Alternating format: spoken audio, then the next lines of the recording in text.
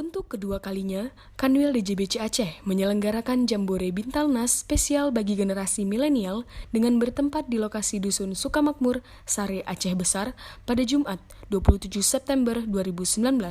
Kegiatan pada tahun kedua ini lebih condong kepada kegiatan dan aktivitas yang mampu mengembangkan setiap kemampuan dan kompetensi sumber daya manusia di Dusun Sukamakmur pada setiap jenjang usia agar lebih mandiri dalam berkarya.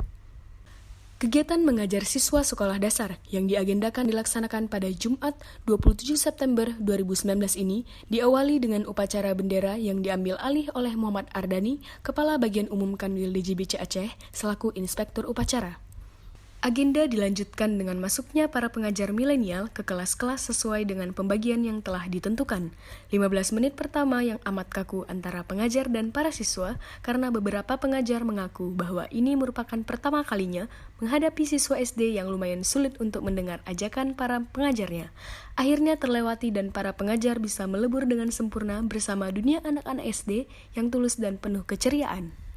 Salah satu siswa bernama Popon mengatakan kepada pengajarnya di kelas 4 bahwa cita-citanya adalah menjadi bea cukai, yakni bea cukai yang siap sedia menangkap para pengedar sabu-sabu. Dari Kanwil Bea Cukai Aceh melaporkan.